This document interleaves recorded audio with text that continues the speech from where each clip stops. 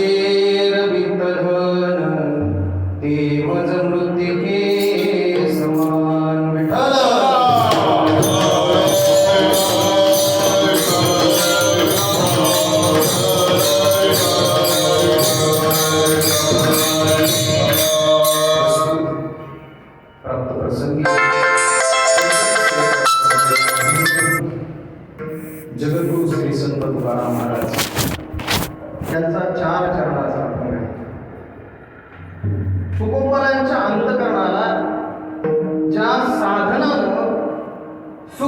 अनुभूती प्राप्त झाली. तुकोबाराय ते साधन तुम्हा मला करण्याचा उपदेश प्रस्तुत अभंगाच्या माध्यमातून करतात. विठ्ठल विठ्ठल.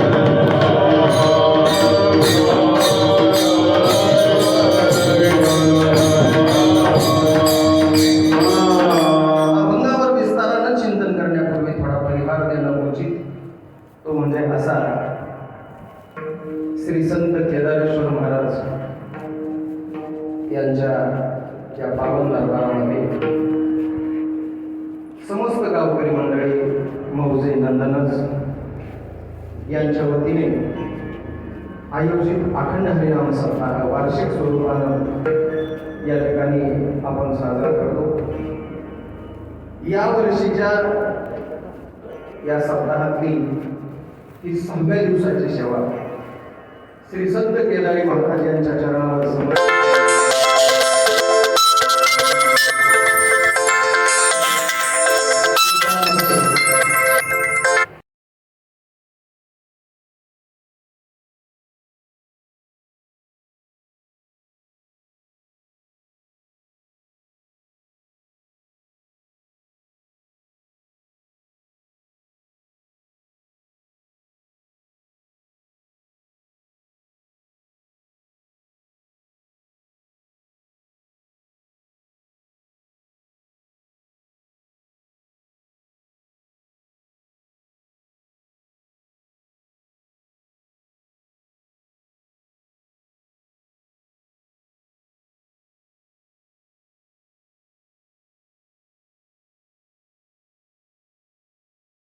मामा मंडळ वडगावचं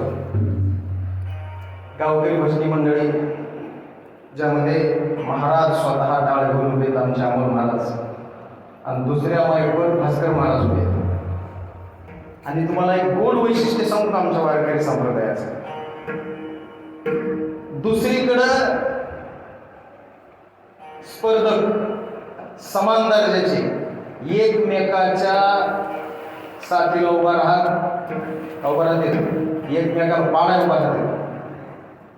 पण आमच्या वारकरी संप्रदायाचं एक गोड वैशिष्ट्य असं आहे की सर्व महाराज मंडळी कीर्तनाच्या साथीला उभी आहे, माऊली आहेत, बोबडे महाराज आहेत, गावातील सर्व भजनी मंडळी, 2 चौकदार कीर्तनामध्ये उपस्थित, आमचे गावचे प्रथम नागरिक अनिल भाऊ सरपंच, विठ्ठलराव सरपंच, माजी प्रथम नागरिक, डॉक्टर साहेब, आमचे दादा आहेत बसलेले. आता दादा गोड द्यायला म्हणजे आवाज गोड निघणार नाही. काळजीराव पाटील उपस्थित आहेत. सर्व गावकरी मंडळी, दादा आमची सर्व प्रेमातली मंडळी आहे गावातली आपल्या. आणि आवाजाचा डॉक्टर तिथं बसला आमचा. किती बिघडलेला आवाज आपल्या महाराजाचा, त्याला नीट करण्याचं सामर्थ्य त्या बॉमध्ये ते आहे. पखवाज वादक सिद्धेश्वर महाराज आंधळे. उपस्थित सर्व माता मावल्या आपल्या सगळ्यांच्या चरणावर नारदाच्या गादीवरून साष्टांग प्रणिपात करतो आणि तुकाराम महाराजांच्या अभंगाची तोडकी मोडकी सेवा करण्याचा प्रयत्न करतो.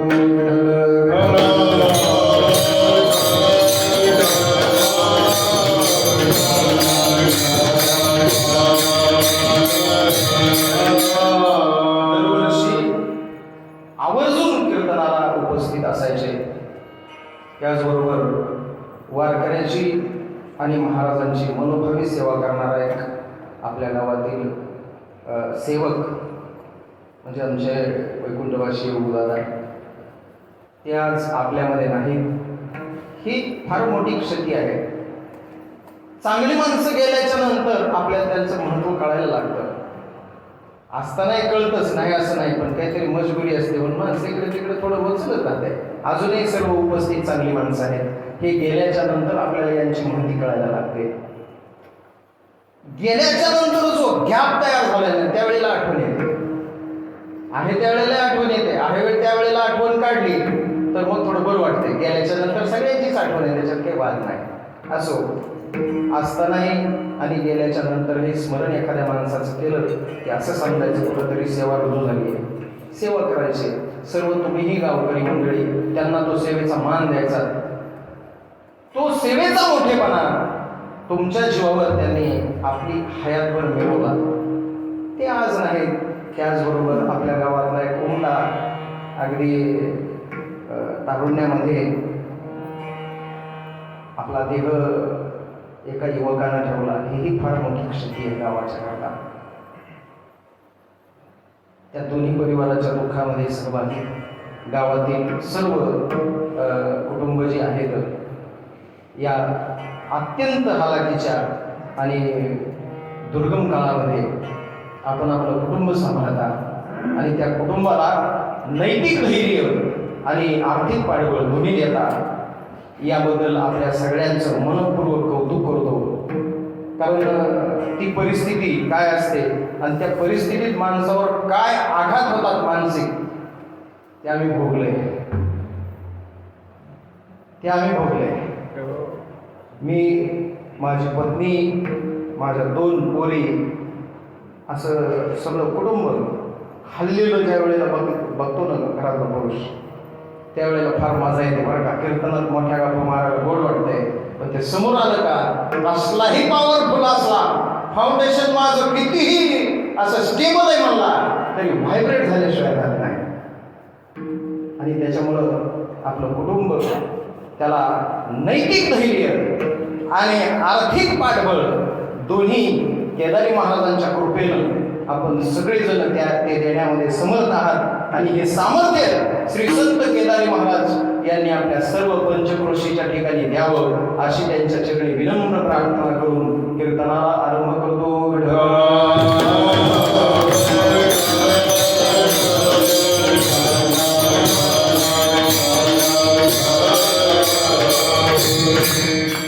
कीर्तनाकरता घेतलेला अभंग हा जगद्गुरु श्री संत तुकाराम महाराज यांचा आहे. तुकाराम महाराजांचा गाथा हा तुकाराम महाराजांच्या जीवनामध्ये आलेल्या अनुभवांचा संचय आहे. सगळे अनुभव तुकाराम महाराजांनी जे आपल्या अंतःकरणाला आले ते साठवून ठेवण्याचं काम केलं शब्दांच्या माध्यमातून. कारण साठवायला तुकाराम महाराजांच्याकडे धन एकच होतं आणि त्या धनाचं नाव होतं शब्द. आम्हा घरी धन शब्दांचेच रत्न. तुकाराम महाराजांच्याकडे साठवून ठेवण्याकरता जर काही होतं धन म्हणून तर ते होते शब्द. आणि त्या शब्दांमध्ये तुकाराम महाराजांनी आपल्या जीवनातला प्रत्येक अनुभव साठवून ठेवण्याचं काम केलेलं आहे. ज्या तुकाराम महाराजांचा अभंग सेवेकरता घेतलेला आहे त्या तुकाराम महाराजांच्या जीवनामध्ये 4 टप्पे त्यांच्या आयुष्याचे केलेले आहेत. आणि ते मी केलेले नाही. मी नेहमी कीर्तनात सांगत असतो, तुम्ही आमच्या बुवा लोकांचं काही ऐकत जाऊ नका. तुम्ही कुणाचं ऐकत जा, तुम्ही नेहमी साधू संतांचा आणि भगवंताचा ऐकत जा, कारण ते तुमच्या फायद्याच आहे. निरोपरायने जगद्गुरु तुकाराम महाराज यांच्या जीवनाचे 4 टप्पे सांगितले. कोणकोणते टप्पे सांगितले यांना? 4. प्रपंच रचना सर्वही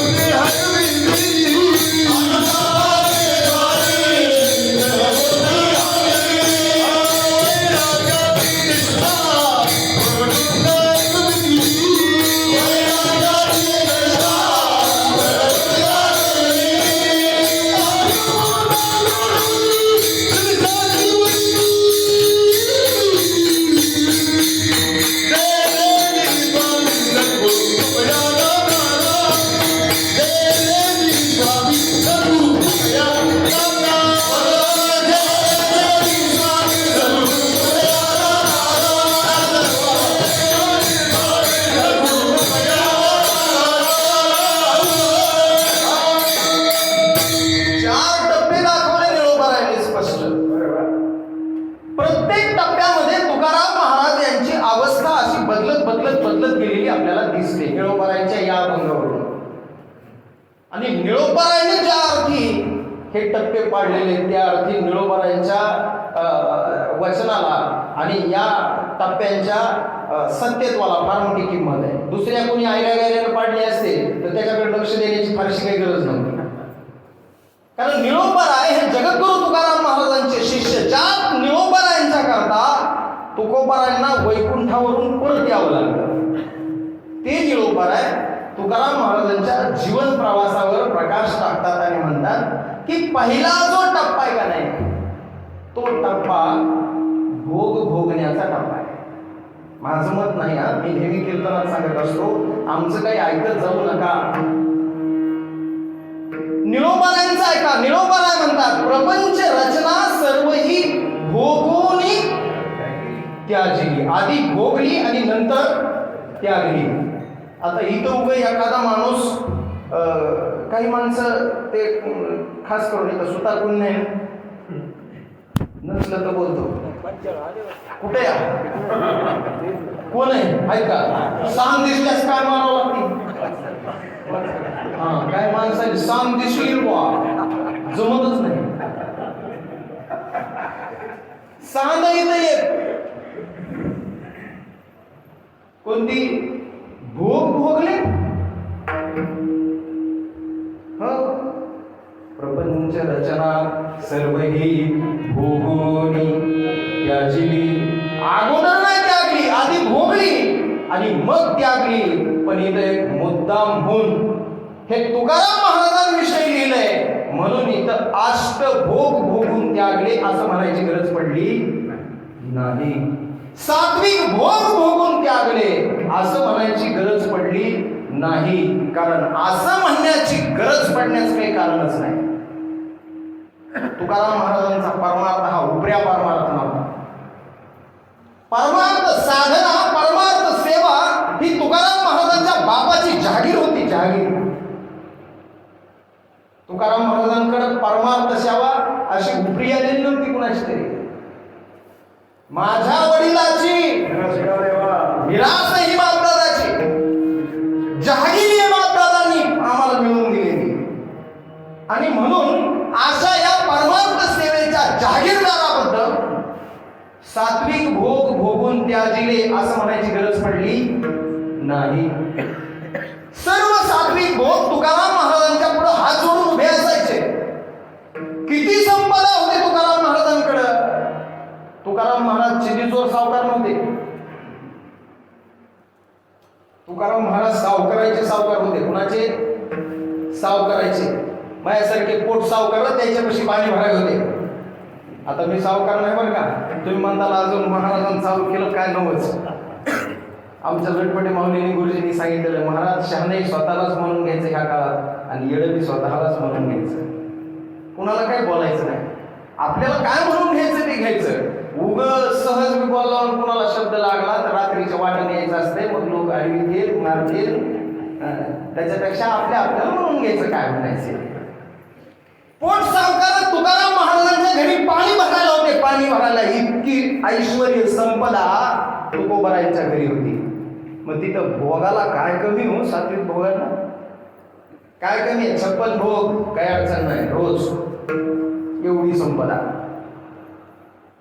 या संपदेचा तुकाराम महाराजांनी उपभोग घेतला. का उपभोग घेतला त्याचं कारण असं आहे. तुकोबाराय मधवे होते आणि मधवे कधी कारभारी नसते. हे मोकळेच बेजार असते. आता एखाद्या ठिकाणी अपवाद असं महाराज एक तर थोरलं कारभारी असते नाहीतर धाकलं कारभारी असते. हे मधलं नुसतं ह्या मरते जनरली बरं का. सरपंच माझ्याकडे बघायला काही चुकलं असलं तर उठवाशा करतो. पण आपला घरचा मामला आहे म्हणून मी इतकं मोकळं पटांग धरून बोलायला. बाहेर हात देऊन धरून मला आम्ही कुठे काही बोलत नाही. चला विनोदाचा भाग द्या सोडून.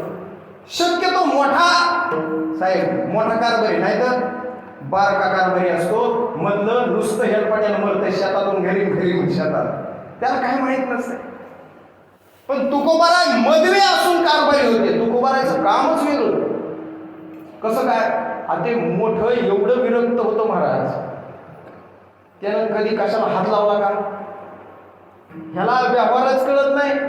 आपल्या घरगुती भाषेत सांगू का, ज्या पोराला व्यवहार कळत नाही हे उग गदय हो म्हणते लोक. त्याला काही कळत आहे म्हणता का काय? 100 रुपये दिले तर पायानंच परळीला जायचंय, पायानंच घरी यायचंय, आणून 100 दाखवायचंय. ह्याला काही खर्चायचं कळत आहे का? ह्याला काही कमवायचं कळत आहे का? काय नुसतं गदय असं म्हणते व्यवहारात माणसं. तर हे सावजी दादा त्या कॅटेगरीतलं होतं. त्याला काहीच कळत नव्हतं.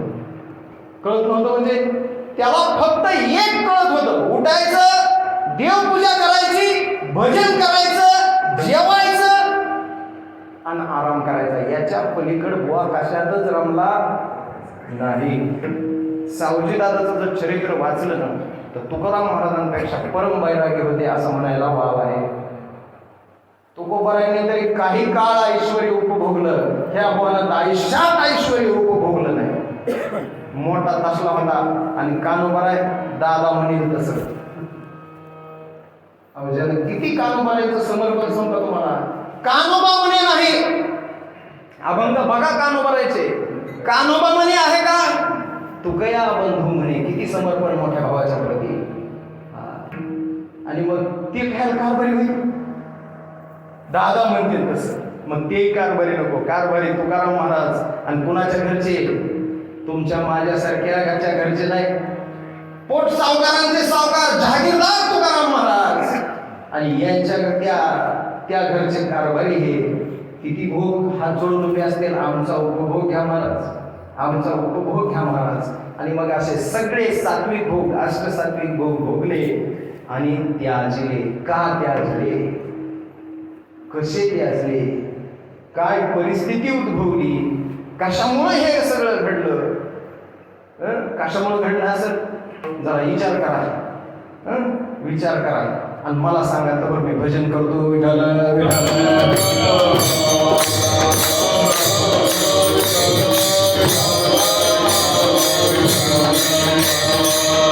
मनुष्य जीवनामध्ये असे काही प्रसंग येऊन जातात की त्या प्रसंगानं माणसाचं सगळं जीवन बदलून जातं. आणि ते कधी कोण्या रूपाने येतील काही सांगता येत नाही.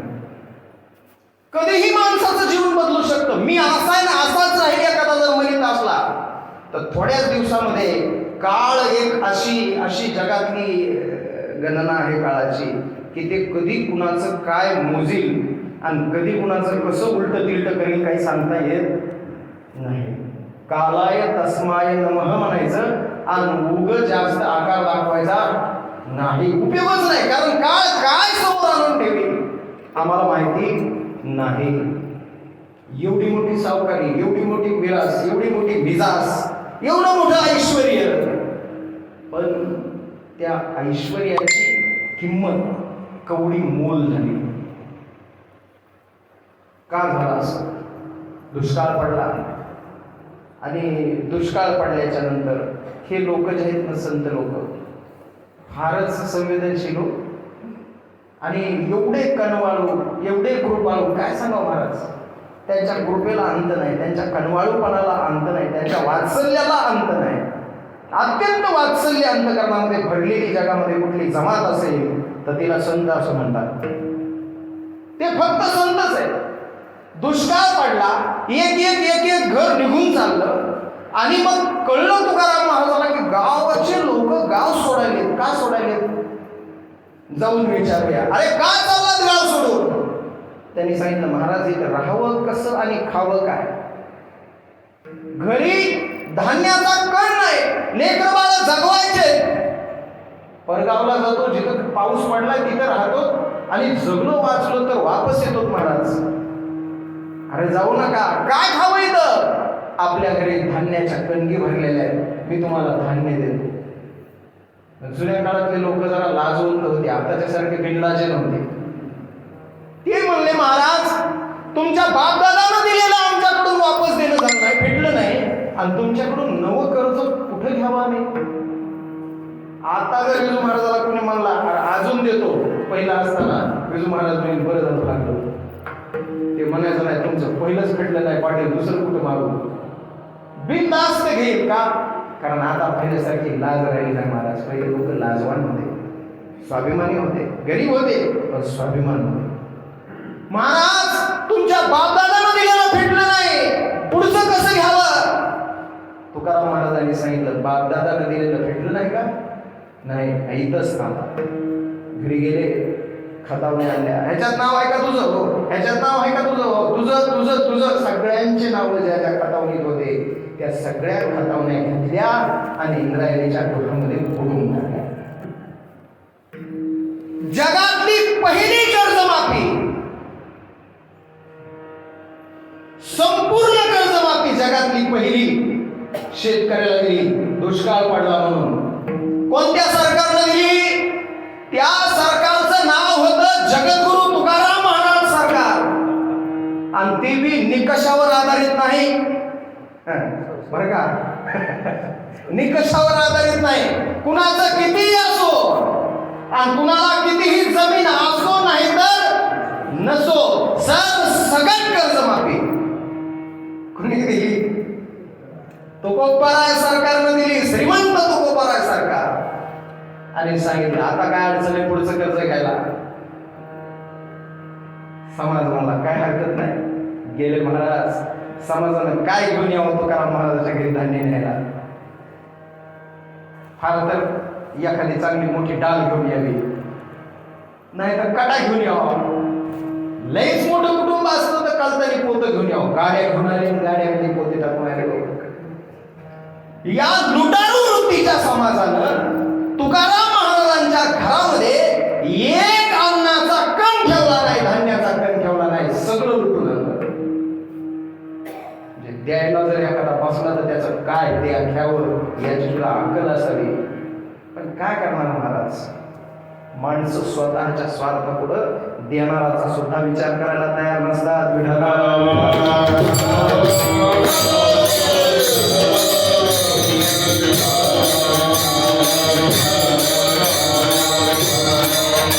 सगळं नेलं घरामध्ये जेवढं आहे तेवढं.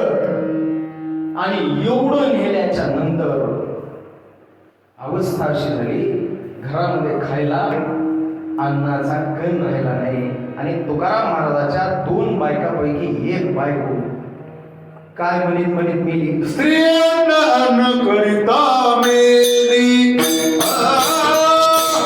स्त्रियांना अन्न करिता मेली.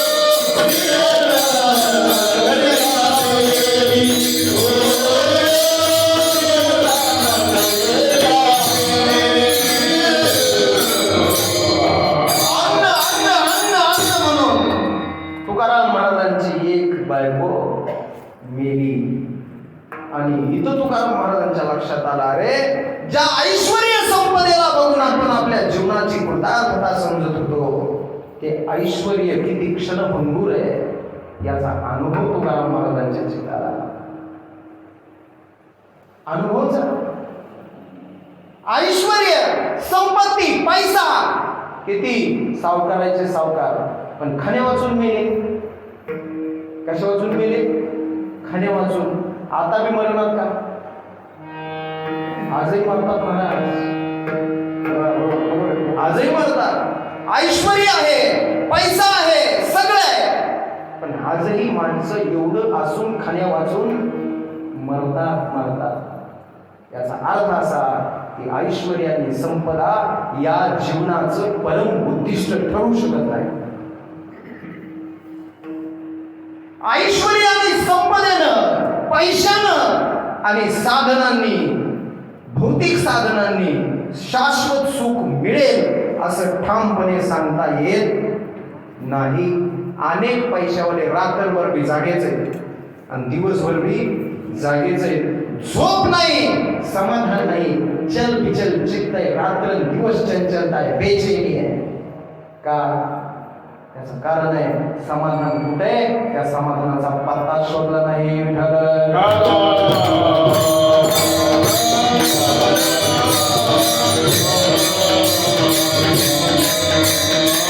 पहिली अवस्था जीवनातली संपली तुकाराम महाराजांच्या. कोणती? प्रपंच रचना सर्वही भोगोनी त्याजिनी. सगळं त्यागलंय आता. मग आता काय? आता एकच आहे. आता आठवण व्हायली काय काय केलंय, काय काय केलंय, काय काय केलंय. आणि अनुताप झालाय. आणि जोपर्यंत अनुताप होत नाही तोपर्यंत भक्तिभावाच्या गोष्टी करायच्याच नाही. मी म्हणत नाही अनुतापे भाव कैसा कळे राहे, अनुभवे पाहे शोधून या नाथ महाराज. भावे विना भक्ती बोलूच नाही ज्ञानेश्वर महाराज. म्हणजे भक्तीच्या गोष्टी भावाशिवाय करू नयेत. आणि भाव अनुताप नसेल तर राहतच नाही. म्हणजे भक्ती साधनेला लागण्याकरता काय होणं आवश्यक आहे? तर अनुताप.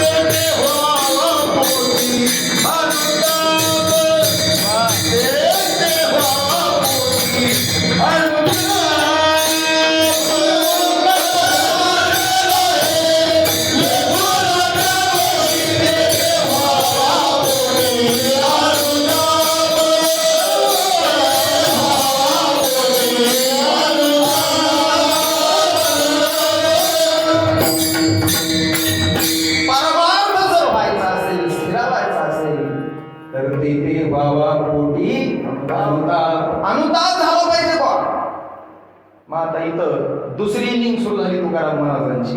अनुतापाचे ज्वाळी देहबुद्धी हवी. आणि एका दिवसात झालं नाहीये. एका दिवसात नाही झालं. तुकाराम महाराजांच्या लक्षात आला अरे आपला इथं येणं कशासाठी आहे आणि आपण करतो काय? संसार करतो. हो, अरे हा संसार करण्यामध्ये काही मजाच नाही ना. कसं काय? हे संसार म्हणजे दुःखाच्या चिऱ्यानी बांधलेलं घर आहे. कशाच्या कशाच्या चिऱ्यानी? दुःखाच्या चिऱ्यानी. माझं म्हणणं काय काय दुःख बांधवडी. अरे हा सगळा संसारच दुःखाचा आहे. सगळा संसार दुःखाचा आहे. इथं सगळं दुःखच दुःख भरलेलं आहे. सुखाचा विचार कुठं सुखाचा विचारच नाही. आणि असलं तरी किती आहे? सुख असलं तरी किती?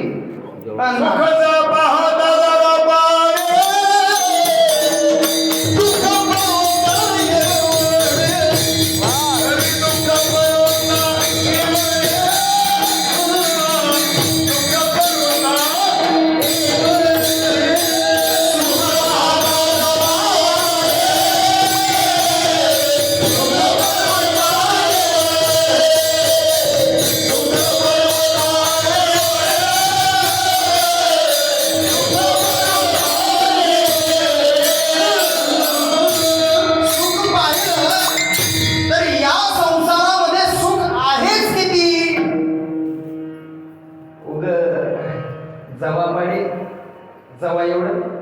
आणि दुःख ह्या पर्वता एवढं दुःख. आणि मग तुकाराम महाराजांनी या दुःखाची तक्रार देवाजवळ केली. हे देवा, काय तुकाराम महाराज, अरे तू काय आमचा वैरीस का? म्हणजे काय झालं? काय झालं म्हणजे खुशाल कमरू म्हणतो दुःखाचे डोंगर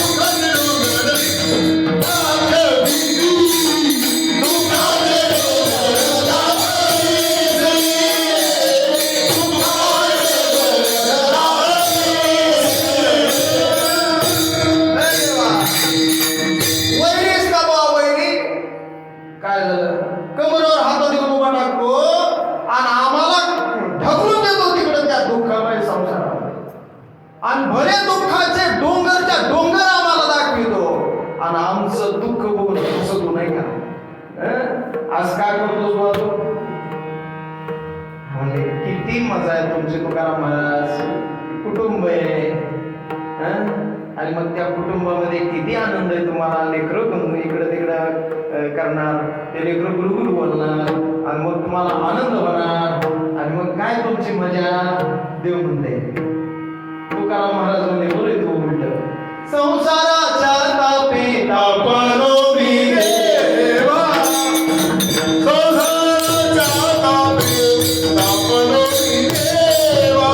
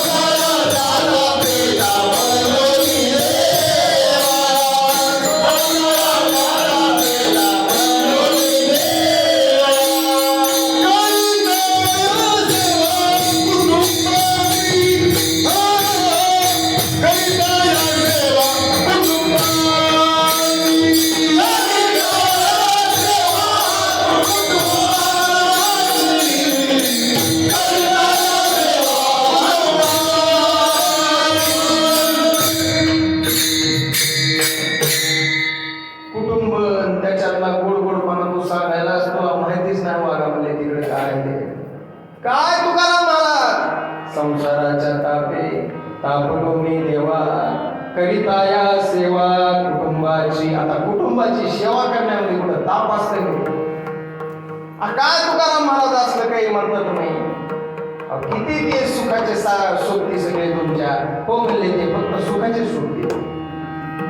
तुला काय माहिती म्हणजे पुत्र बंधू कांता संपत्तीचे हे सगळे तुला काय सांगावं हेच काय ते. तुकाराम महाराज म्हणले मी नाही माझ्या घरी जाऊन तुम्ही सांगतात पैसा फोड सांगा. हे तुकाराम महाराज म्हणायचं, आपण नाही म्हणायचं. हे तुकाराम महाराज सांगायला ते तुम्हाला बापास लागूच तरच सांगणार हे. तुकाराम महाराज बोलू लागले हे देवा, संसाराचं सुख सगळं अनुभवण्याचा प्रयत्न केला, संसारामध्ये सुखच नाही. सुख नाही मग माणसं जगत कशी? कारण कबीर महाराजांचा सिद्धांत आहे सुख की आशा छोटी तो सांस छोटी. सुखाची आशा संपली की मनुष्य जिवंत राहत नाही. माझं म्हणणं नाही, कबीरदास महाराजांचं म्हणणं आहे. आणि मग सुखाची आशा शिल्लक नसेल तर माणसं जगायची कशी? कशी जगायची? अरे संसारामध्ये अशी जागाच नाही ज्या जागेवर सुख नाही. देव म्हणतोय सुख नाही कुठे आली या संसारा. सांग मला कुठं नाही सुख? सगळीकडे सुख आहे. तुकाराम महाराज म्हणले मला तर काही दिसलं नाही, नुसते डोंगरच दिसले, पण कशाचे? दुःखाचे. आणि हे बघ सुख नसेल तर माणूस जगू शकत नाही.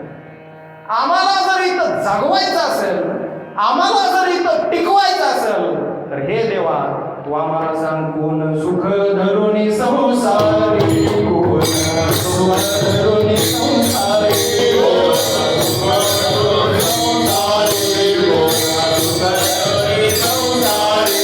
राहू सागमधारी, राहू सागमधारी, राहू सागमधारी, राहू सागमधारी. शिवंत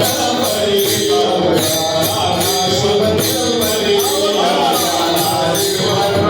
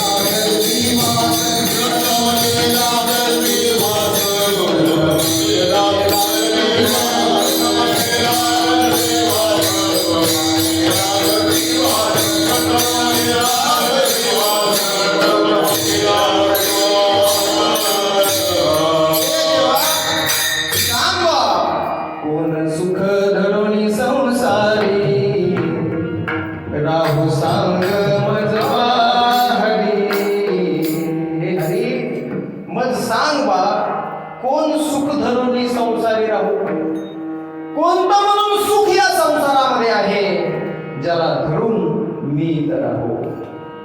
आणि मग भगवंतानं सांगायला चालू केलं, सुख नाही कोण म्हणलं नाही. हे आई आता फक्त ह्या कीर्तनापुरतं तुकाराम महाराजाला सांगायचे ना, भरत महाराज, नाही तर खरे अर्जुनाला सांगायचे भगवान. खरे अर्जुनाला सांगायचे, एवढ्या कीर्तनापुरते तुकाराम महाराजाला सांगायचे. तुकाराम महाराज, सुखम त्रिविधम त्रिदानी शृणु मे भरतर्षभ. अर्जुना, हे भरतर्षभा ऐक, या संसारामध्ये 3 प्रकारचे सुख आहेत. कोणकोणते? एक तामसी सुख, दुसरं राजसी सुख आणि तिसरं सात्विक सुख. तामसी सुखाची व्याख्या भगवंताने सांगितली. भगवंत म्हणले, निद्रालस्य प्रमादोत्तम तत्तामसं उदाहृतम्. निद्रा, आळस आणि प्रमाद हा ज्याच्या ठिकाणी जास्त असतो, किंबहुना या 3 गोष्टीमध्ये ज्याला सुख वाटतं, त्या सुखाला तामसी सुख म्हणावं. विठ्ठल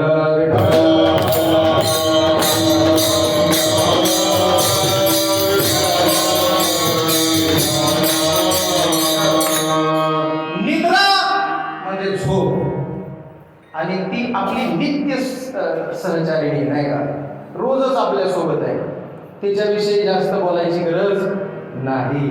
आळस आपला दिवस रात्रीचा सोबती आहे, दोस्त आहे, त्याच्याविषयी जास्त बोलायचं काही कारण नाही. आपण फक्त स्पष्ट करूया प्रमादाला. आणि ज्ञानोबरायांच्या भाषेत प्रमाद काय असतो सांगतो तुम्हाला. आणि अपेयाचे पाने अखाद्याचे भोजने स्वैर स्त्री सनिधाने भोयजे सुख.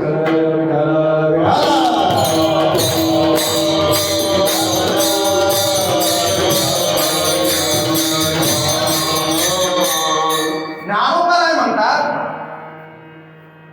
आणि अपेयाचे पाने, अपेय म्हणजे न पेय, जे आम्हाला पेय नाही, पिण्या योग्य नाही, पिण्याच्या पात्रतेचं नाही, ते पिण्यानं सुख होतं.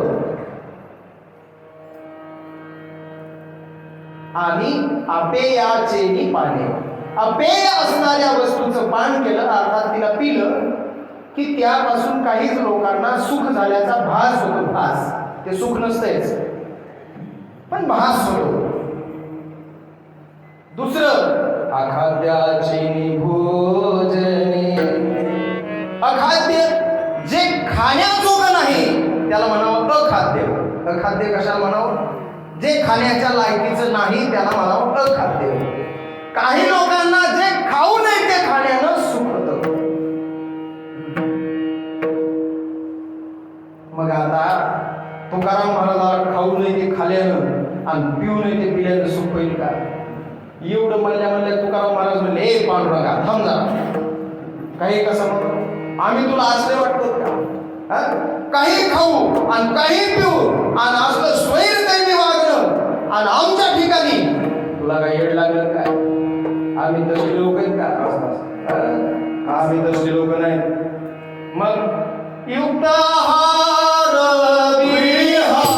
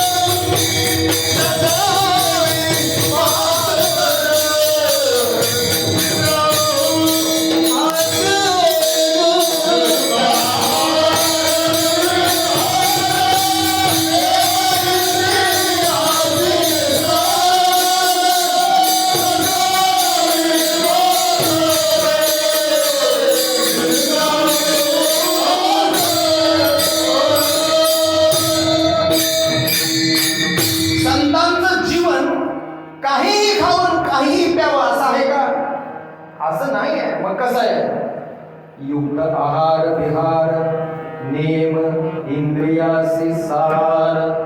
खाणं युक्त, पिणं युक्त, योग्य खायचं, योग्य प्यायचं, मापात खायचं, काही खायचं नाही, किती खायचं नाही. इंद्रिय नियमात रोज नित्य नियम काही ना काही चालू आहे. जेवढे वार करीत तेवढे चालू. लॉकडाऊन असू द्या नाही तर पुढे असू द्या, सगळं समाजातलं दुकानदारी नित्य नियम चालू आहे का नाही? चालू का नाही? काहीचा हरिपाठ आहे, काहीची ज्ञानेश्वरी आहे, काहीचा गाथा आहे, काही असो पण नित्य नियम चालू आहे, निश्चित चालू आहे. नियम इंद्रियासी सार नसावी बासर म्हणजे आळस, नसावी निद्रा आणि नसावे बहुभाषण. जास्त बडबड करणारा कट मारून चालले.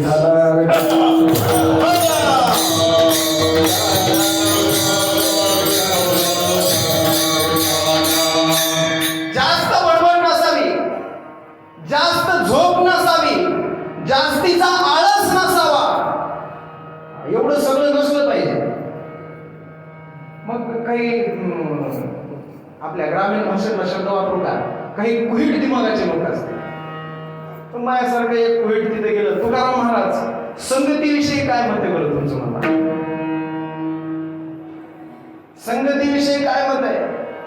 तुकाराम महाराजांनी सांगितलं, अखंड जया तुझी प्रीती, अखंड जया तुझी प्रीती, अखंड जया तुझी प्रीती, अखंड जया तुझी प्रीती, दयाची संगती बदली, दयाची संगती बदली, दयाची संगती बदली, दयाची संगती भगवी कमलापती, भगवी कमलापती, भगवी कमलापती, भगवी कमलापती,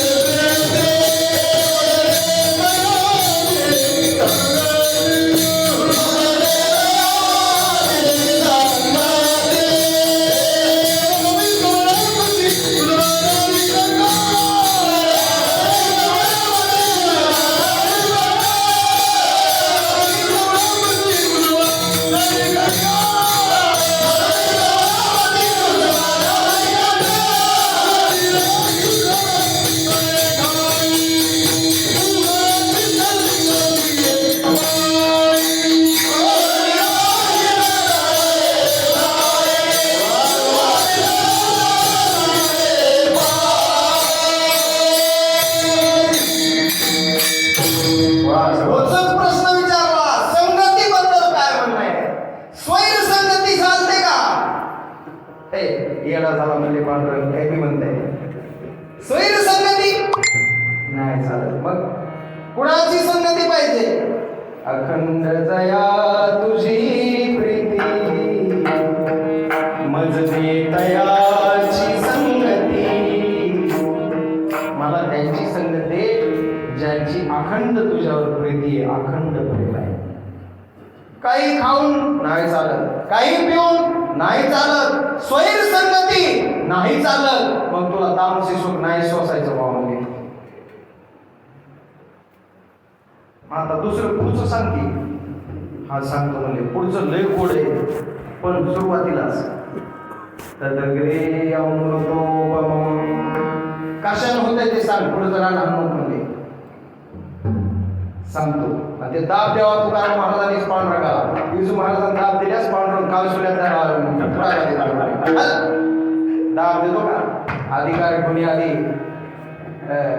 अधिकार गुन्हे लेकरांना दाब दिल्याला चालतंय नाहीतर अधिकाऱ्याला दाब दिल्याला चालतंय तुमच्या आमच्यासारख्या दाब दिल्यास फराक्या बसतील आपल्याला दाब द्या जाऊन आपण द्यावा तुकाराम महाराजांनी दाब द्यावा तुकाराम म्हणे आम्ही आणि जे काही दाब दिलं मासाली कशी असायची लढीवाळपणाची मागावी लढीवाळ तुका म्हणे आम्ही बाळे या देवाचे लढीवाळे आज म्हणून आम्ही लढीवाळपणाला दाब द्यावा आणि त्याला बी सहन करावा कोणाचा दाब सहन करायचं ते काय एवढं सस्तात वाटलं काय तुम्हाला तुकाराम महाराज दाब द्यायले पुढचं नको सांगू कशाने होतंय ते सांग देवानं सांगितलं विषय इंद्रिय संयोगात दगरे अमृतोपम परिणामे विषमेव तत्सुखम राजसंस्कृतम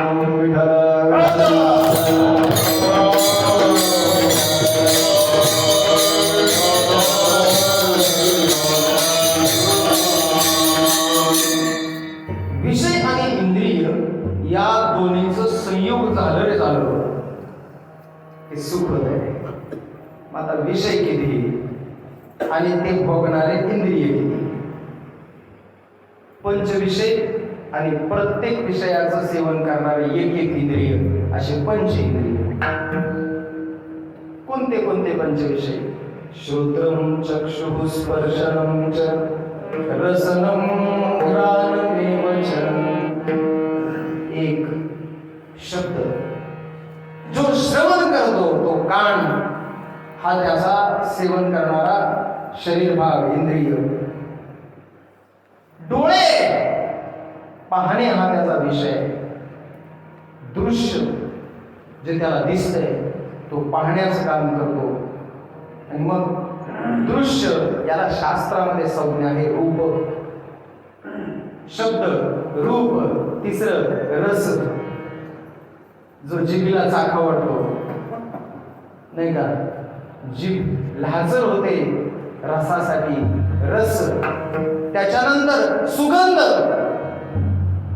गंमत सांगता तुम्हाला मी 100 गुंठ्यावर आले पण कानातलं आत्तर काही निघालं नाही आता त्या आत्तरात काय मला अजून माहित नाही बरेच लोक आहेत बरेच लोक आहेत 100 एकरवर होते 10 गुंठ्यावर आले पण अजूनही कानात आत्तर तसंच आहे काय जादू त्या आत्तराची माहित नाही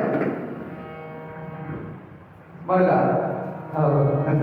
आणि त्याच्यातच लोक कुठून मेले मोहबंद नाही माऊलीने रूपक केलं कशाचं भोग्याचं केलं का नाही ब्रह्मन बोलतले कोडे सुमन कळिके सुमनाच्या कळिकेमध्ये अडकून पडलं ताकद किती भ्रमर भेदी कोडे जरी का काष्ट कोरडे परी कळिके माझी सापडे कोवळीये ताकद किती अहो सगळ्यात खनम खैराचं लाकूड असू द्या त्याचा भुगा करायची ताकद आहे याच्यात पण करते का फुलाचा भुगा करू नये का ह्यानं करावा की पण गपचिप मध्ये अलगद सापडत आहे मरतच बाहेर निघत नाही का रसाची लालूच विठ्ठल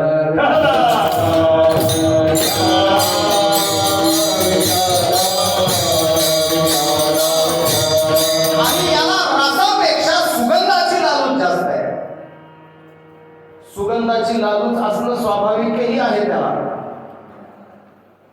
माऊलींचं म्हणणं आहे जैसे खाला राधावे पाणी भ्रमर पुष्पाची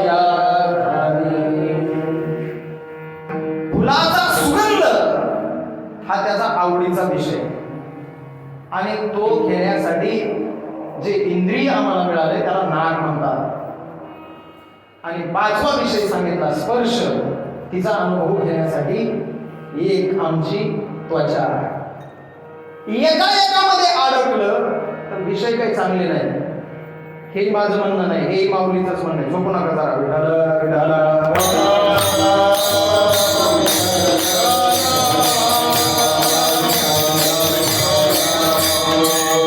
विषयामध्ये जर जीव अडकला तर काय होतंय जैसे विषयावरी ध्यान जरी विपाये माहे मन परियेसने पतन दिवसित कावी. एका विषयामध्ये जर अडकला तर खलासच होते माणूस, पतन होऊन जाते पतन. सांगतो उदाहरण तुम्हाला महाभारतातलं पुराणातलं सांगा, काय डोक्यातलं सांगत बसायचे आणि कोण ऐकायला कामान काय असं माझ्या डोक्यात तरी एवढं लय कामाचं म्हणलंय काय नाही, माझ्या डोक्यातलं काय सांगू, पुराणातलं सांगतो ऐका. कर्ण त्या धनुष्याची स्पर्धा ठेवली होती आणि ते उठल्याच्या नंतर त्याला सांगितलं, तू सूत पुत्र आहेस, खाली बस, ही राजपुत्रांची सभा आहे, या सभेमध्ये तुला नेम धरण्याचा अधिकार नाही. खाली बशील आणि खाली बसविल्या दुर्योधनानं गोष्ट केली. ते म्हणला, कर्णा इकडे काय तुला राजा करतो, तुला काय करतो, तुला राजा करतो, कर्णा राजा करतो. जे शब्द राजा नावाचा कानात घुसला कर्णाच्या, शेवटपर्यंत निघाला का त्या राजा नावातच अडकलं. कशात अडकलं, राजा नावात अडकलं, फसून बसलं, निघालच नाही. मेलं पण निघता आलं नाही. एक एक विषय आपला जीव घेऊनच जातो. मग तुकाराम महाराज म्हणले, जीव घेणारे विषय आमच्या मागे लावून देतो का? आणि काय सांगायलाच हे आम्हाला आमच्या मागे लावतो का जीव घेणे विषय सगळे? मला सांग, तू एक बोलणं सांग म्हणले कसं आहे ते, कसं आहे, इंधने निमाला आगळे कोठे, आग्नीला लाकडं जाऊन शांत करतो म्हणण्यासारखं बोललोय तो. कानात पिढ्या समजायलाच का असलंय का? नाही, आम्ही या विषयाच्या मागे लागणार नाही. हे तुझं राजसी सुख त्याला काढीला फुकून टाक.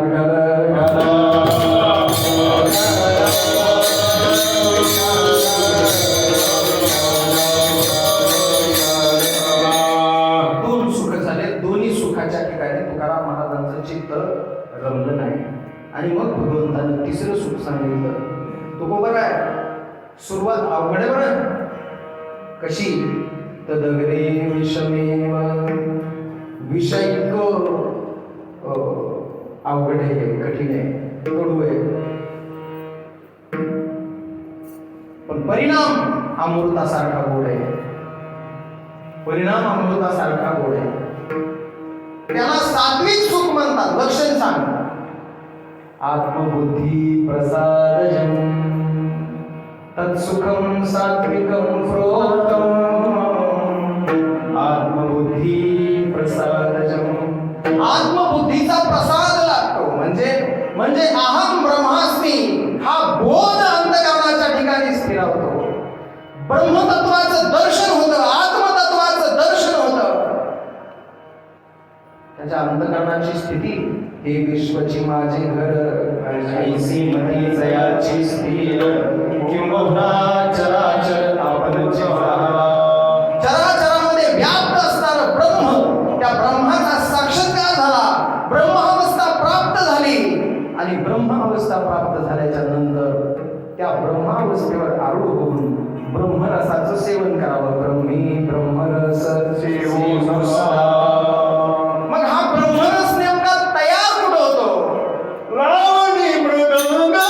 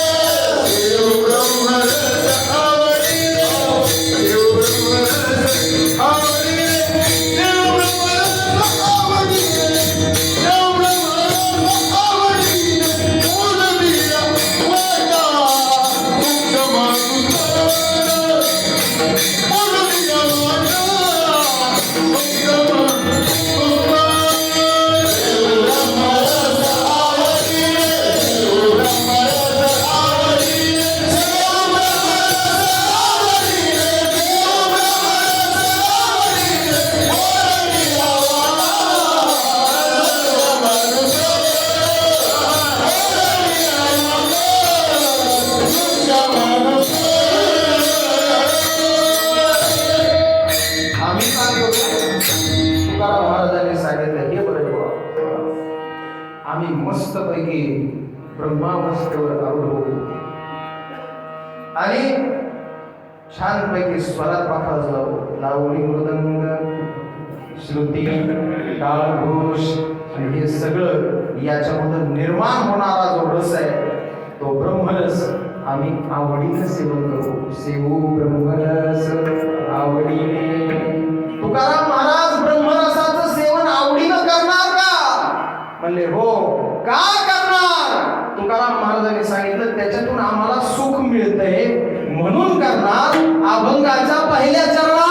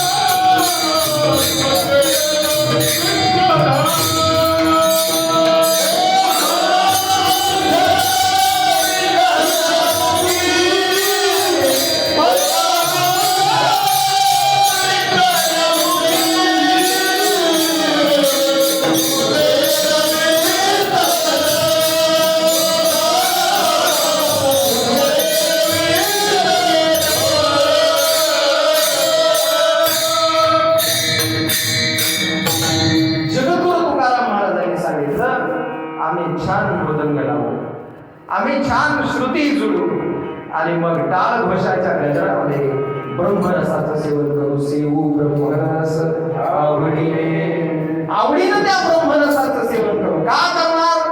त्यांनी सांगितलं त्याच्यातून आम्हाला सुख मिळतं म्हणून करणार. आम्ही देणे सुखी.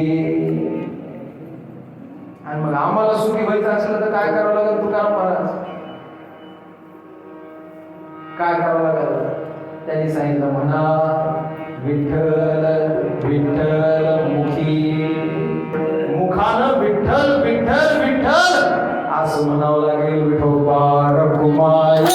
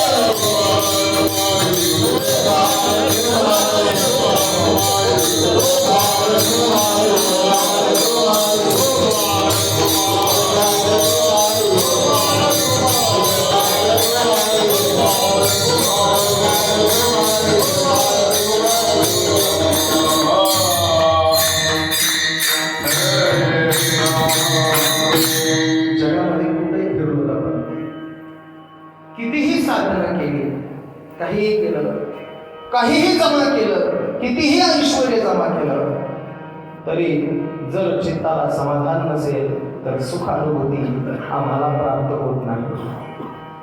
त्या सुखाची अनुभूती यायची असेल तर चित्त समाधानी ठेवावे लागेल. आणि चित्त समाधान ठेवण्याकरता एकच जागा आहे जगाच्या पाठीवर आणि त्या जागेचं नाव आहे मंदिर. आणि मंदिरामध्ये यायचं, लाईन लावून टाकायचं, दर्शन घ्यायचं, वचवच करीत निघून जायचं आणि आम्हाला सुख झालं नाही म्हणायचं, याला काही अर्थ नाही. मंदिरामध्ये मंदिरामध्ये येऊन भजन करावं. करा विठ्ठल स्मरण नामरूपी अनुसंधान.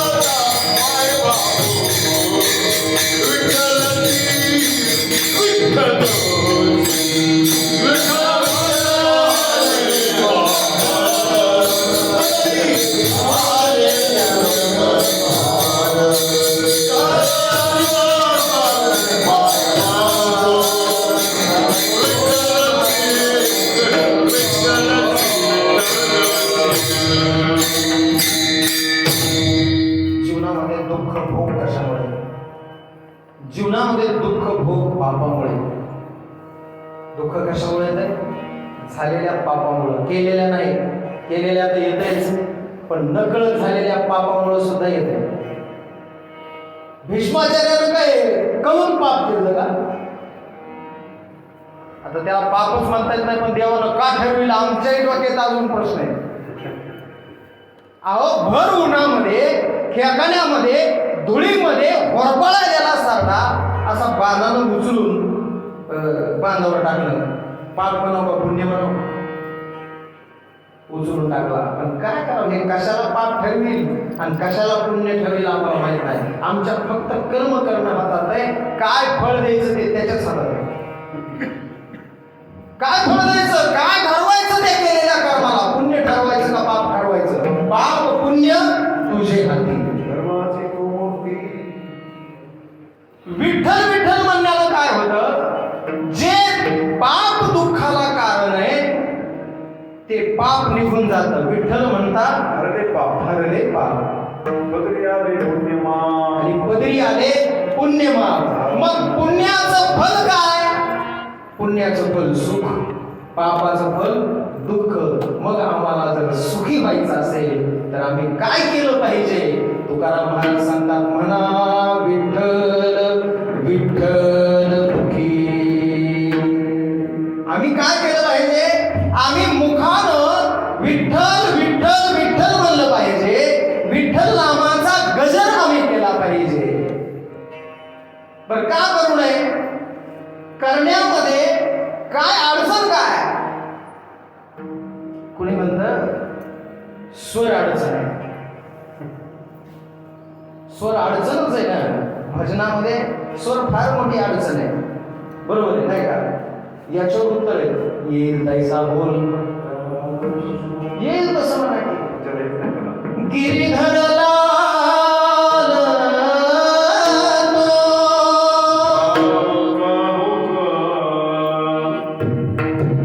तो भावाचा भुकेला आहे.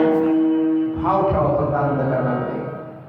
आणि भाव ठेवून त्याला कोणत्या रागात येले, बरोबर येले का चूक येले अजिबात बघायची गरज.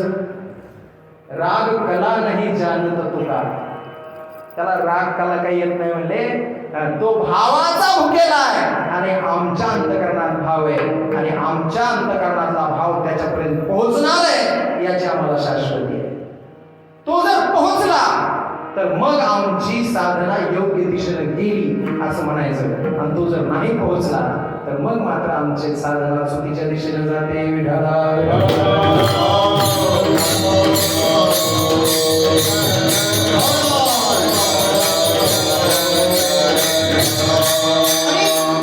नामामध्ये एक जादू आहे गड्या भगवंताच्या. काय जादू आहे ते भलतच गोड लागते. माझं म्हणणं नाही हा, गोड तुझे रूप गोड तुझे नाम. हे गोड आहे बा, गोड आहे, अत्यंत गोड आहे. किती गोड आहे, त्या गोडीला सीमाच नाही. गोड तुझे नाम रूपबा, किती गोड, फार गोड, खूपच गोड. पण कधी कधी गोड लागतंय, कधी गोड लागतंय, सहज गोड लागतंय नाही हो. तुकाराम महाराजांचं म्हणणं हे विमानचं काही प्रमाण नक्की पाठ करून ठेवते आणि काही सोयी नाही विसरत. विठ्ठल हा चित्ती गोड लागे कधी गाता किती गोड लागे, पण कधी गाता किती गायला पाहिजे का, सुंदर गायला पाहिजे नेहमी गावा. मग काही लोक येईल पैसा बोल रामकृष्ण हो, पुन्हा गिरधरलाल तो भाव का भूका हो, खरं हे बी, पण गोड लागे गाता किती हे बी पाठ करीच आहे. एक वाक्य सांगतो तुम्हाला, गोड ऐका. भजन करायला स्वर लागत नाही, बिलकुल लागत नाही, काय काळजी नाही. कोणाला स्वर असू नाही तर असो, त्याला भजन केलं पाहिजे. स्वर सहजासहजी कोणाचाच लागला नाही, लागतच नाही. काय म्हणतोय, लागतच नाही सहजासहजी. स्वर ईश्वर आहे. ईश्वर प्राप्ती करता जर साधना करावी लागत असेल तर स्वर प्राप्तीसाठी सुद्धा साधनाच करावी लागते. का उभं महाराज, साधना केल्यास लागायला का पहिल्यापासून लागत होता. आता दुसरी गोष्ट सांगतो, भजन करायला स्वर लागत नाही, गोष्ट खरी आहे. पण भजनात येऊन भजन करायला स्वरच लागते.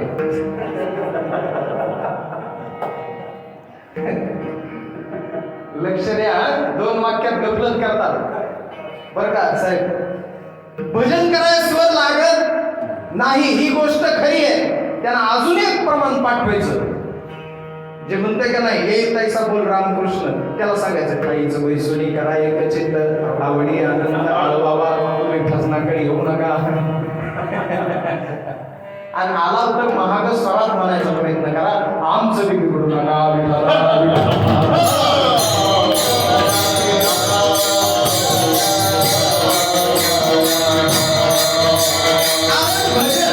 स्वरामध्ये केलं तर गोड लागतंय, आणि स्वरामध्ये केलं रंग रूपानं ईश्वराची विभूती भजनामध्ये येते. ज्या सुखा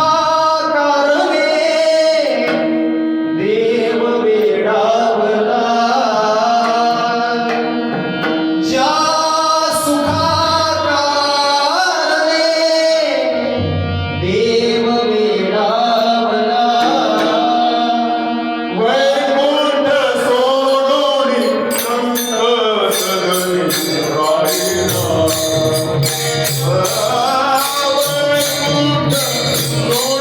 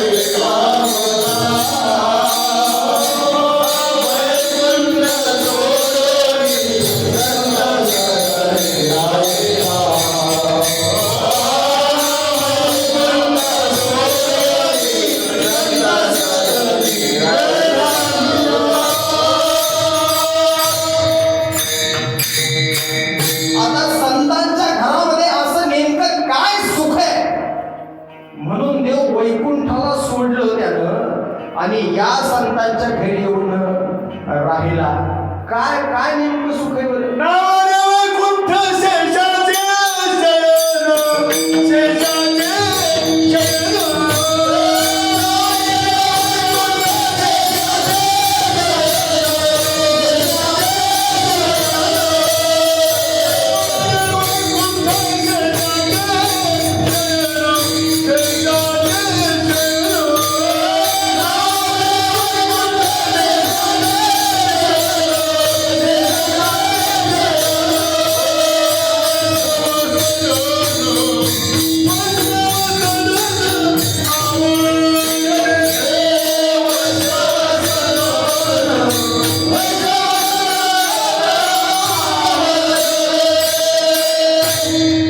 देवाला वैकुंठ आवडलं नाही. देवाला शेषाच्या वरती शयन आवडलं नाही.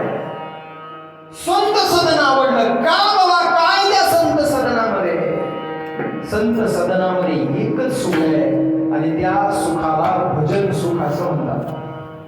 संतांच्या घरी दुसरं काय असतं? संतांच्या घरी भजन आणि पूजन असते. दुसरं काय असतं संतांच्या घरामध्ये? एक तर भजन असते नाही तर पूजन असते आणि या दोन्ही गोष्टी त्याला आवडतात. या दोन्ही गोष्टीने त्याला सुख होतं. म्हणून देवाला बी सुख पाहिजे असलं तर कुठे येते? संतांच्या घरी येते. आणि ते संत काय करतात? तर ते संत मुखानं गोड वाणीनं. संतांची वाणी कशी असते? तुका म्हणे वाणी प्रेम अमृताची वाणी. संतांची वाणी तुमच्या माझ्यासारखी पानसट वाणी नसते. संतांची वाणी ही गोड अमृताची खाण असते. अत्यंत गोड पिकलेली वाणी, रसाळ वाणी. आणि त्या रसाळ वाणीनं संत भगवंताचं भजन करतात आणि ते भजन भगवंताला फार आवडत आहे. त्यांच्या अंतःकरणातून त्यांनी केलेलं पूजन भगवंताला फार आवडत आहे आणि भगवंत त्यानं सुखी होतो. कशानं? संतांच्या भजनानं. भगवंतालाही सुखी करायचं असेल आणि त्या सुखाचा लाभ आपल्याला घ्यायचा असेल. भगवंत म्हणजे सुख आहे. सुखरूप ऐसे तुझे बोल सांगा माझ्या पांडुरंगात सारे केले. भगवंत म्हणजे सुख आहे. त्या सुखाचा लाभ आम्हाला पाहिजे असेल तर मग आम्ही आमच्या मुखामधून एकच म्हणलं पाहिजे. काय म्हणलं पाहिजे? तर त्याचं नाव घेतलं पाहिजे. म्हणा विठ्ठल विठ्ठल मुखानं विठ्ठल विठ्ठल म्हणलं तर आम्ही सुखी होऊ. आणि मग तुकाराम महाराजाजवळ माझ्यासारखं एक येडं गेलं आणि ते म्हणलं महाराज आम्ही तर असं ऐकलंय की दाम दुमला धन वित्त जवळ असलं तर सुख होत आहे. आणि तुम्ही म्हणाला की विठ्ठल विठ्ठल म्हणण्यानं सुख होत आहे. दाम दुमल्यानं सुख होत आहे म्हणा की. तुकाराम महाराज म्हणजे येड्या ते दाम आणि दुमला आणि ते वित्त सगळं काही कामाचं नाही, काही विशेष नाही. ते येर आहे येर. तुमच्या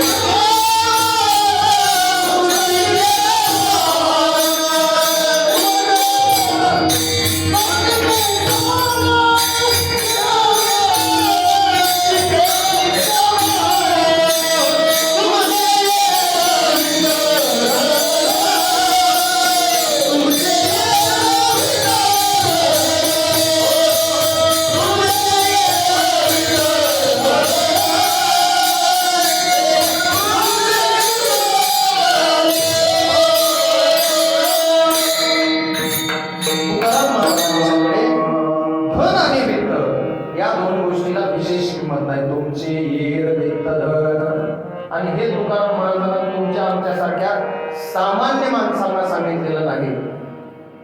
हे तुकाराम महाराजांनी हिंदवी स्वराज्याचे संस्थापक छत्रपती राजे शिवाजी महाराज यांना सांगितलेलं आहे. महाराज, तुमचं धन आणि वित्त हे आमच्यासाठी फार काही महत्वाचं नाही, ते आमच्यासाठी फार काही विशेष नाही. तुम्ही पाठवलंय, तुमचे आभार आहेत. पण या धनाची, या वित्ताची काय मस्ती असते की आम्ही अनुभवली. कुछ कामे ठरली का आम्हाला ती आली नाही टायमाला. त्याच्यामुळं हे प्रलोभन आता आमच्या साधनेमध्ये बाधा आणू शकत नाही. आम्हाला कोणी धन आणि वित्ताचा लोभ दाखवून या परमानंदाच्या सेवनापासून दूर ठेवू शकत नाही. याची आमच्याकडे काही किंमत नाही.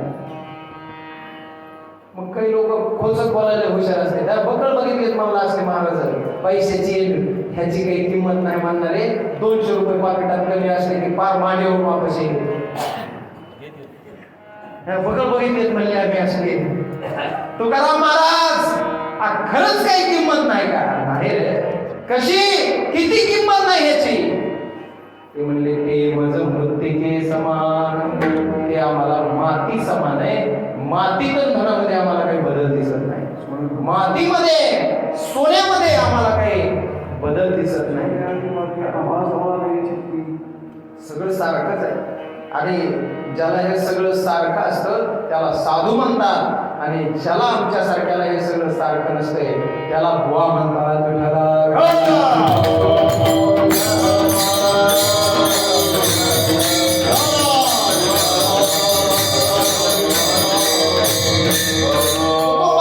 स्पष्ट सांगितलं, तुमचे येड वित्त धन ते मज मृत्तिके समान, काही किंमत नाही. मग ह्यानं सुख होत नाही का? नाही होत. कशानं होत आहे? विठ्ठल नामाच्या चिंतनानं होत आहे. आम्ही तेने सुखी म्हणा विठ्ठल विठ्ठल मुखी. पण एकेकड्या हे विठ्ठल विठ्ठल म्हणण्याकरता एक लायसन लागते. लायसन. कंठी मिळवा तुळसी हार,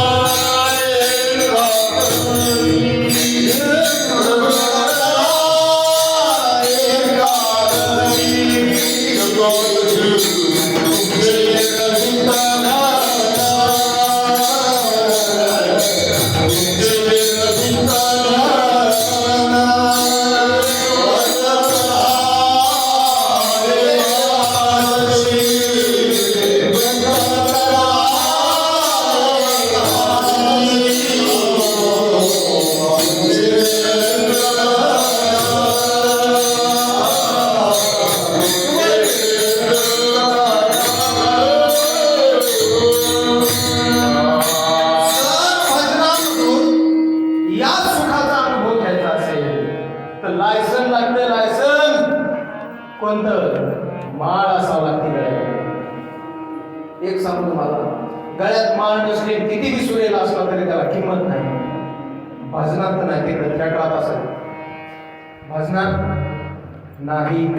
भजनामध्ये किंमत यायची असेल, ईश्वराला जर आपली आवड व्हावी असं आपल्याला वाटत असेल, तर त्याला प्रिय असलेली तुळशी आमच्या कुठं असावी?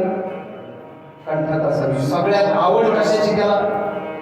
एवढा मोठा जगदानी आणि मागे त्याला तुळशीची आवड आहे.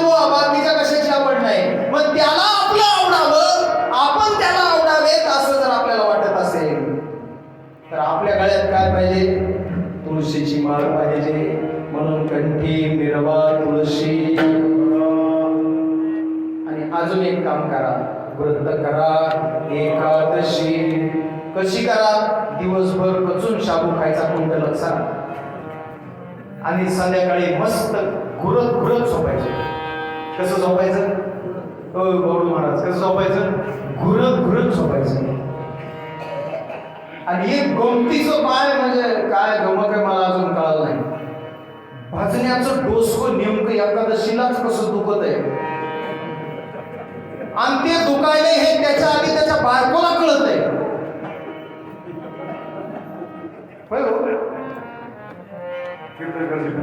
अहो अण्णा आमच्या घरी असंच होतं. आता काय सांगा तुम्हाला भजण्याची होते मी पुरावा देऊ का? कीर्तनकार काय भजण्या नव्ह का महाराज एखादाच आहे चला मै बायको माझ्या आधी म्हणते तेच डोसकं दुखायले. हो नाही हिला कसं कळालं माझ्या आधी? एक सांगतो तुम्हाला, एकादशीच्या दिवशी जर भजनात absent असेल तर बलुतेदार खळ्यावर absent आहे असं समजायचं. खळ संपलं आणि ज्वारी बाजारात गेली पुन्हा बलुत आहे का? बाबाची पेंडे पुन्हा त्याच्या बलुतेदाराच्या बलुत मागायला खळ्यावर नाही देते का बलुत त्याला कोणी नाही. तसंच आहे. भजन कशासाठी करायचं? देव प्राप्ती करता करायचं. आणि मग देव तुझ्यापाशी आला नाही एकादशीच्या दिवशी. एकादशी देव आणि हे घरी घुरत घुरत झोपला.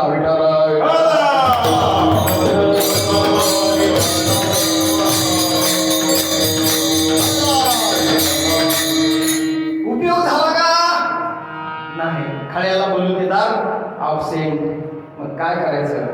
सुंदर एकादशीला भजन करायचं आणि तसं व्रत केलं तर वारकरी म्हणायचं. कंठी मिळवा तुळशी व्रत करा एकादशी आणि भजनात गेल्यास मालकी हाकायची नाही.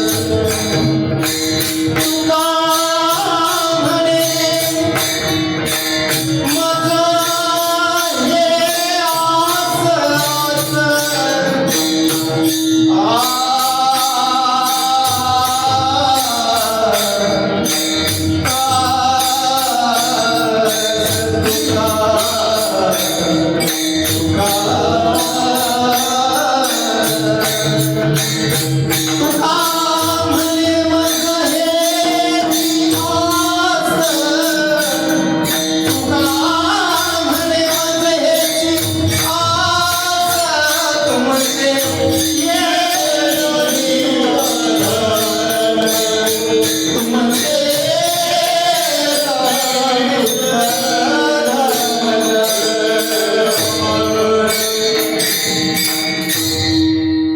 भजनामध्ये गेल्याच्या नंतर भाव कोणता असावा? भाव असावा सेवक भाव. कोणता? सेवक भाव असावा. मालकीचा भाव देवाजवळ कामाचा आहे. त्याचा मालक कोणी होऊ शकत नाही. ते सगळ्याचा मालक आहे. ते सगळ्याचा मालक आहे आणि त्याची मालकी केली असते म्हणते तो मालक व्हायला सोय. त्याच्या अधिकारावर गदा असेल ती त्याला आवडेल का? नाही आवडायची. सेवक भाव आवडतो, सेवा भाव आवडतो. विठ्ठल सेवेचा भाव त्याच्याजवळ घेऊन गेल्याच्या नंतर जवळ करतो. म्हणून आपण दास व्हावं त्याचं. म्हणवा हरीचे दास. स्वतःला काय म्हणवा? हरीचं दास म्हणवा. काय होतं त्यानं? दास्यत्व निकट हनुमंते पैकी देव बघायला मिळतो. देवाचं चरण बघायला मिळतं ज्याच्यावर सर्व सुख आहे. तुझे पायी सुख सर्व आहे ते बघायला मिळतंय. त्या सुखाचा अनुभव आम्हाला घ्यायला मिळतो. म्हणून म्हणवा हरीचे दास. तुका म्हणे मज हीची आस. मला हीच आशा होती म्हणून तर आम्ही तेने सुखी.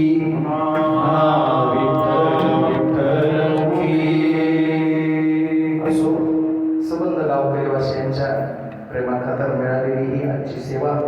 सेवेकरता जगद्गुरु श्री संत तुकाराम महाराज यांचा अभंग घेतला. यथामती यथाबुद्धी जसं जमेल पेलेल झेपेल असं चिंतन केलं, करण्याचा प्रयत्न केला. सेवेमध्ये जे काही चांगलं होतं ऐकण्यासारखं होतं ते गुरुवारी हरिभक्तीपरायण ज्ञानोबा माऊली लखपटे महाराज यांच्या कृपेचा प्रसाद होता.